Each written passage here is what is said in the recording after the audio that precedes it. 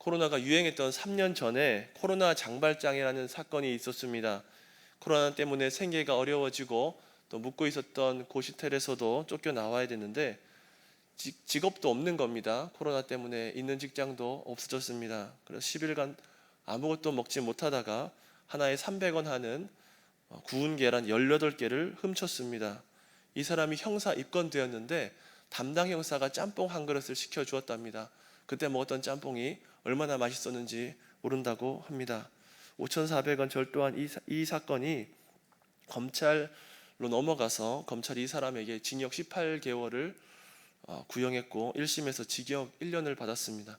코로나 때문에 일자리도 없고 열흘간 먹지 못한 사람이 배가 고파서 이 계란을 훔쳤는데 이런 일이 일어날 책임을 누가 져야 할까요?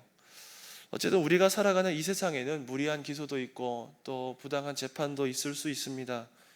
우리는 안중근에게 사형을 언도하고 집행했던 그 일본 재판의 부당함을 잘 알고 있습니다. 그런데 이 세상 역사에서 가장 부당한 재판을 꼽으라고 한다면 단연코 우리 예수님이 서신 재판입니다. 오늘 말씀을 통해서 우리 예수님께서 얼마나 부당한 재판을 받으시고 희롱을 받으셨는지 다시 한번 확인하고 우리 인생에 하나님의 의를 이뤄가기로 다짐하는 귀한 시간이 되시기를 바랍니다. 세상을 다스리시고 심판하시는 왕이 누구십니까? 우리 예수님 아닙니까?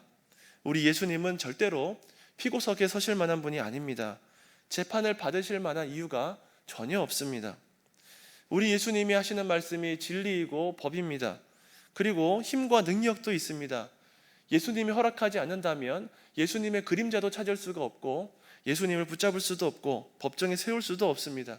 예수님은 하나님의 아들이십니다. 그런데 예수님께서 불의한 법정에 서게 되었습니다. 불의한 법정에 서야 했던 이유가 있었기 때문입니다. 예수님은 붙잡히시던 날 밤에 여러 재판을 받으셨습니다. 안나스, 가야바 대제사장들에게 그리고 산헤드린에서 신문과 재판을 받으셨고 빌라도와 헤롯에게도 재판받으셨습니다.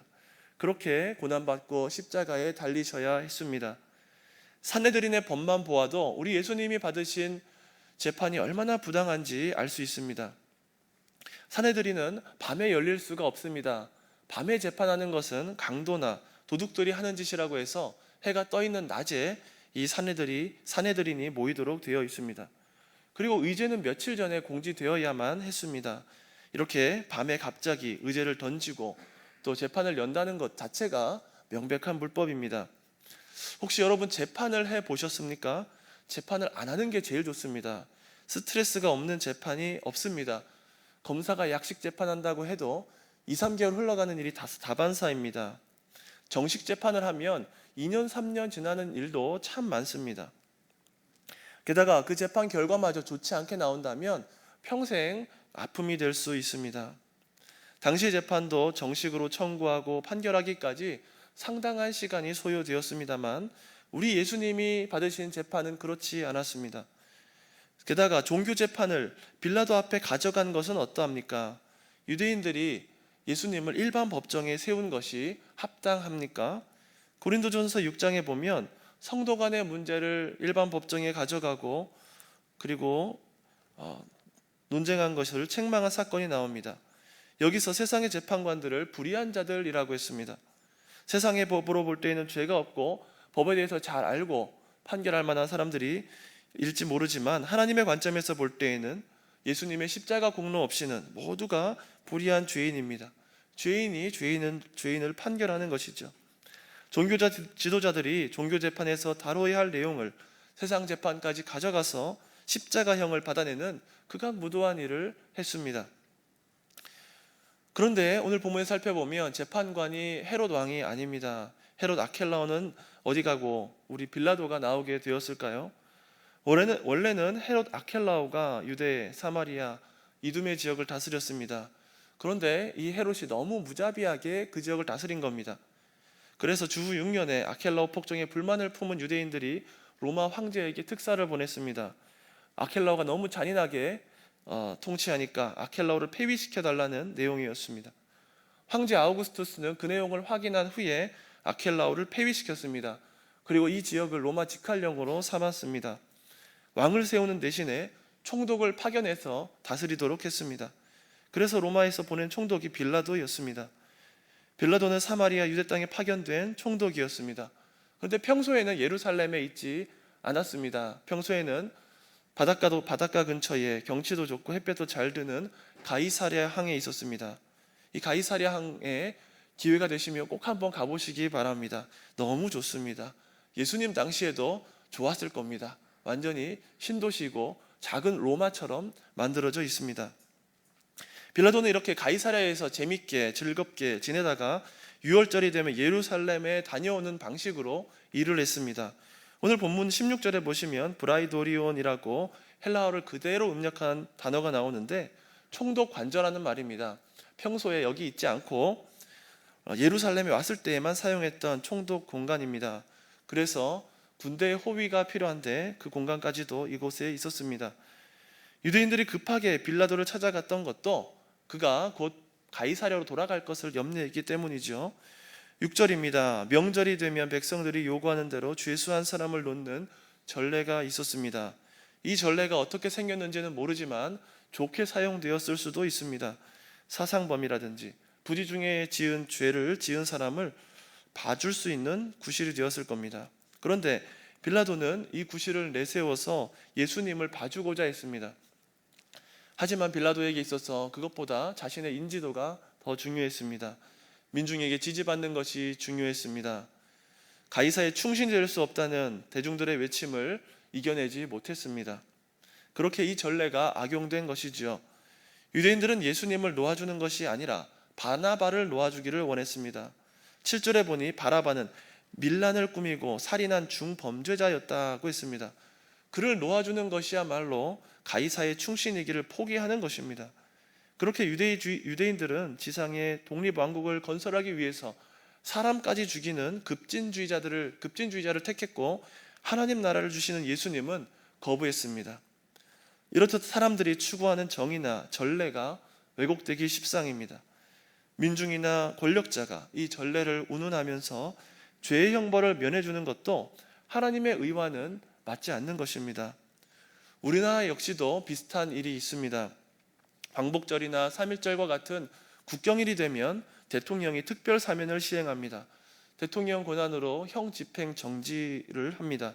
삼권 분립이라고 했는데 법원이 결정한 것을 행정부 수장이 무효로 만듭니다.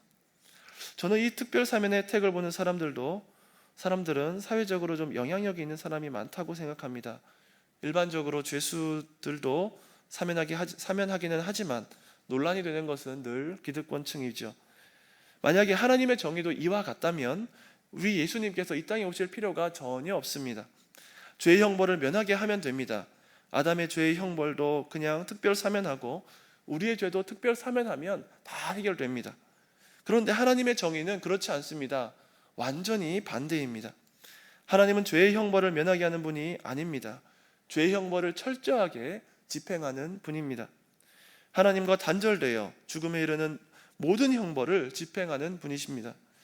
제가 하나님의 의에 대해서 설명하는 로마서 말씀을 읽어보겠습니다. 로마서 3장 21절 이하입니다. 이제는 율법 외에 하나님의 한 의가 나타났으니 율법과 선지자들에게 증거를 받은 것이라. 곧 예수 그리스도를 믿음으로 말미암아 모든 믿는 자에게 미치는 하나님의 의니 차별이 없느니라. 모든 사람이 죄를 범하였음에 하나님의 영광에 이르지 못하더니 그리스도 예수 안에 있는 속량으로 말미암아 하나님의 은혜로 값없이 의롭다 하심을 얻은 자 되었느니라. 하나님의 의는 죄의 값을 없다 하는 것이 아니라 죄에 대해서 철저하게 처벌하는 것입니다. 하지만 하나님은 사랑이시기도 합니다. 그래서 형 집행을 면제하는 방법이 아니라 형 집행을 대리하도록 하였습니다. 예수님이 그리스도시고 하나님의 아들이시다고 믿고 주님 지신 십자가를 바라보는 사람들의 모든 형벌이 우리 예수님에게로 가게 됩니다. 신자들이 받아야 할 형벌을 다 우리 주님이 지신 것입니다. 그리고 예수님의 의와 신분이 신자들에게 전달됩니다. 영접하는 자, 곧 그 이름을 믿는 자들에게는 하나님의 자녀가 되는 권세를 주셨습니다. 우리의 믿음으로 말미암아 우리의 죄의 결과를 모두 예수님께서 지셨고 예수님의 모든 의로움이 우리의 것이 됩니다. 이것을 믿음을 통한 그리스도의 이중 전가라고 합니다. 이것이야말로 하나님의 방법이고 하나님의 의입니다. 빌라도의 법정에서 다시 한번 우리 예수님께서 참으로 죄가 없으시구나 알게 됩니다. 재판장에 서 있는 빌라도 역시 예수님께서는 죄가 없다라는 것을 알고 있었습니다. 10절 말씀처럼 대제사장들이 시기로 예수님을 넘겼다는 것도 알았습니다. 대제사장들이 대중을 선동해서 바라바를 놓아달라라는 것도 알았을 것입니다. 그런데 왜 우리 주님께서 고난받으시고 십자가를 지셨습니까? 우리의 죄의 값을 다 치르시기 위함입니다. 우리가 죄를 지어서 우리가 고난받고 우리가 죽어야 했는데 하나님의 아들이신 우리 예수님께서 대신 고난받고 대신 죽으셨습니다.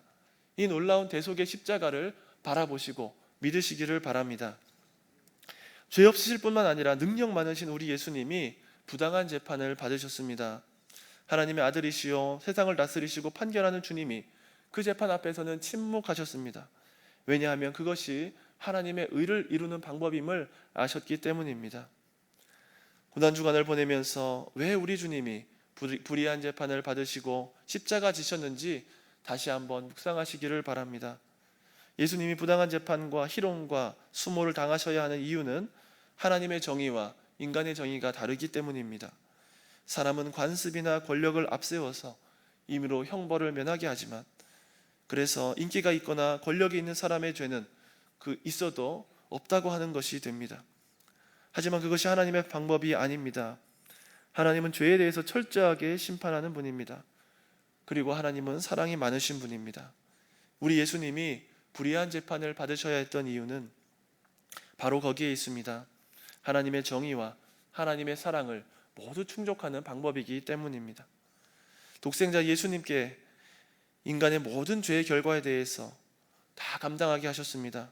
성부 하나님께서 모든 비참함과 단절과 죽음을 우리 예수님의 십자가 위에 다 쏟으셨습니다. 그렇게 우리의 형벌이 면해졌습니다. 그리고 예수님의 의로움과 신분이 우리의 차지가 되었습니다. 그렇다면 하나님의 의를 이루시기 위해 우리를 대신해 불의한 법정에 서신, 그리고 온갖 조롱을 받으신 예수님을 믿는 우리는 어떻게 살아가야 할까요? 첫 번째, 선악을 분별하고 선을 따라가야 됩니다. 빌라도는 선과 악이 무엇인지 알았을지도 모릅니다. 그는 유대인의 악한 생각을 알았습니다. 예수님을 풀어주는 것이 옳다는 것도 분명히 알았습니다. 하지만 그렇게 행하지는 않았습니다. 로마 총독 빌라도가 의롭게 재판하지 않았습니다. 대중의 입맛에 맞게 판결하고 집행했습니다. 아무리 자신이 이 사건에 대해서 책임이 없다고 외쳐도 그것을 결정한 것도 빌라도고 집행한 것도 빌라도입니다. 15절 말씀입니다. 빌라도가 우리에게 만족을 주고자 하여 바라바는 놓아주고 예수는 채찍질하고 십자가에 못 박히게 넘겨주니라. 빌라도는 무리에게 만족을 주는 길을 택했습니다. 대중의 눈치를 보고 대중의 뜻을 따라서 공의를 버렸습니다. 그것이 로마의 방법입니다. 현대법에 가장 영향을 많이 준 법이 로마법이라고 합니다. 그런데 로마 시대에 법 위에 있었던 것이 대중의 요구이고 대중의 인기입니다.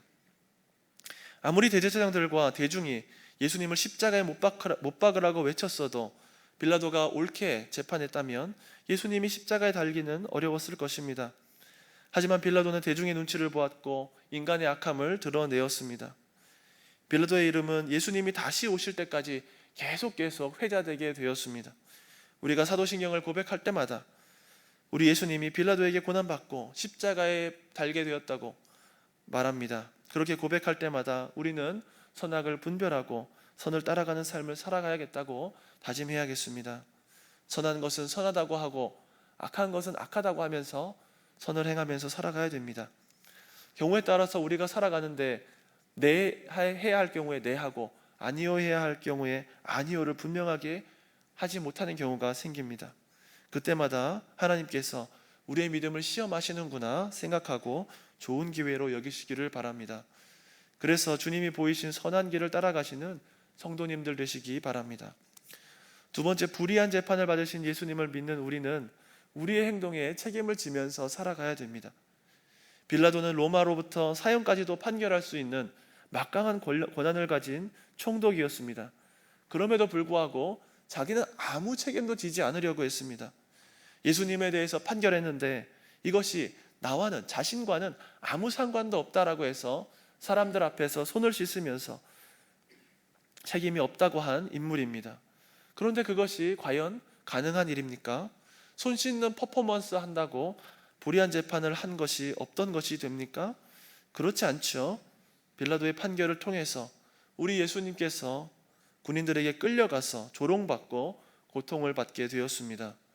십자가를 지게 된 것이죠. 빌라도가 대중들을 향해서 어찌 미냐, 무슨 악한 일을 행했느냐 이렇게 물어본 것이 면죄부가 될 수는 없는 일입니다. 오늘날도 비슷합니다. 빌라도처럼 책임을 전가하고 대중들의 눈치를 보는 위정자들도 많이 있습니다. 우리 회사에만 가도 빌라도와 같은 사람들이 있을 것입니다. 책임지기 싫어하는 사람들, 수군거릴 일을 만들기 싫어하는 부류가 그와 같습니다. 하지만 우리 그리스도인들은 책임지는 사람이 되어야 합니다. 맡은 일에 충실한 사람이 되어야겠습니다. 일을 하면서 사람들에게 욕을 들을 만한 그런 일도 있을 수 있습니다.